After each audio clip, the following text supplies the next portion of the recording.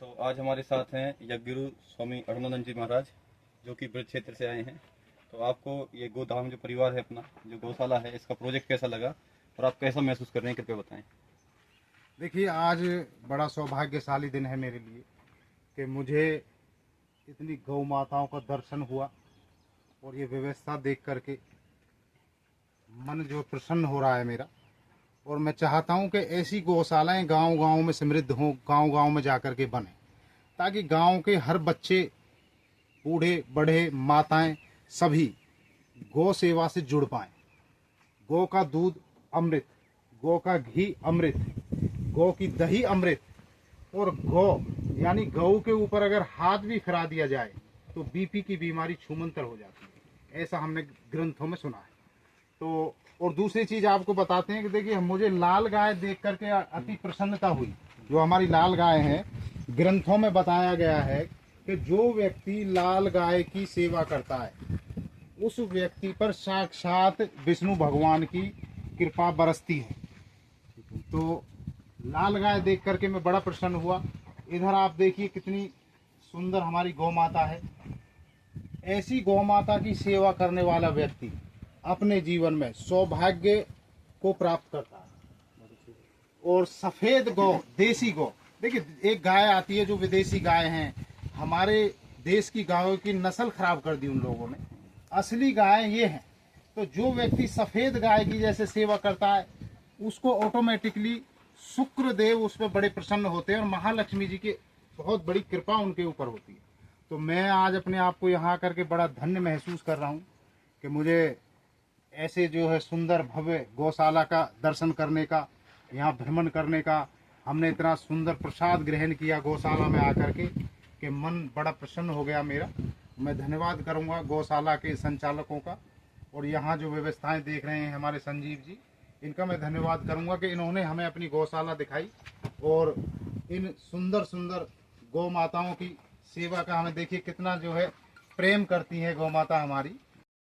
तो यहाँ पे जो हम यानी कि वैदिक अपना चिकित्सा व्यवस्था है या फिर ज्योतिष व्यवस्था है या जो भी व्यवस्थाएं स्थापित कर रहे हैं, कृपया इसके ऊपर अपने मतलब की जो वक्तव्य रखें। देखिए, हमारे ग्रंथों में बताया है ऋषियों ने, महर्षियों ने, कि जहाँ गौ माता रहती है, गौ माता के गौमूत्र से, गौ माता के गोबर से जो स्मेल जो आती है, जो सुगंध जो आती है, उसमें इतने अच्छे बैक्टीरियाज होते हैं जो हमारी कई प्रकार की बीमारियों का नाश करते हैं। तो हम चाहेंगे कि अपने घर में हर आदमी जो है गौ माता को पाले।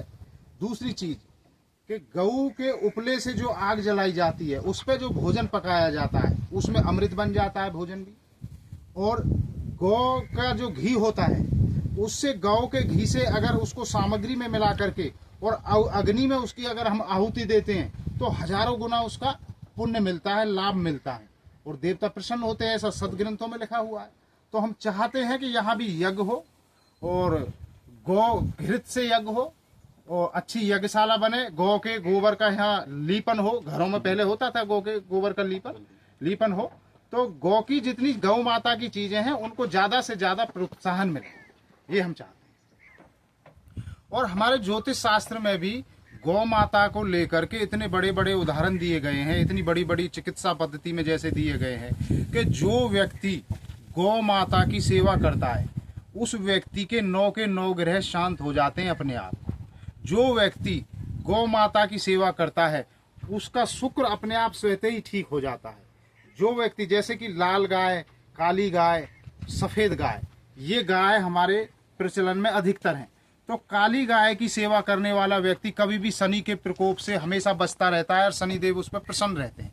ऐसे ही सफेद गाय की पूजा करने वाला, सफेद गाय की सेवा करने वाले व्यक्ति का शुक्र बहुत अच्छा फल देता है, उसको दाम्पत्य जीवन का सुख अच्छा मिलता है, संतान अच्छी मिलती है, समाज में उसका मान सम्मान होता है।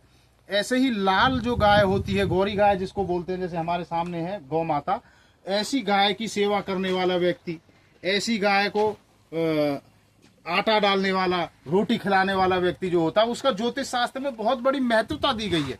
लेकिन धीरे धीरे पाश्चात्य संस्कृति ने इसको मिटा दिया है।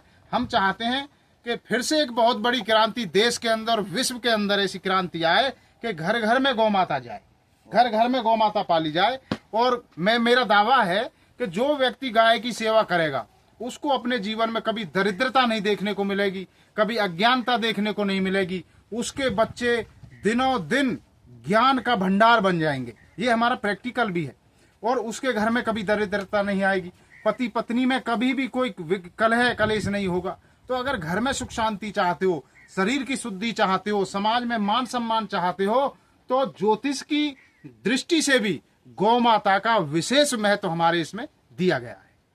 आप सभी लोगों का बहुत बहुत धन्यवाद, आपने हमें गौ माता के दर्शन कराए। जय गौ माता, जय गोपाल। आपका बहुत बहुत धन्यवाद। राधे राधे।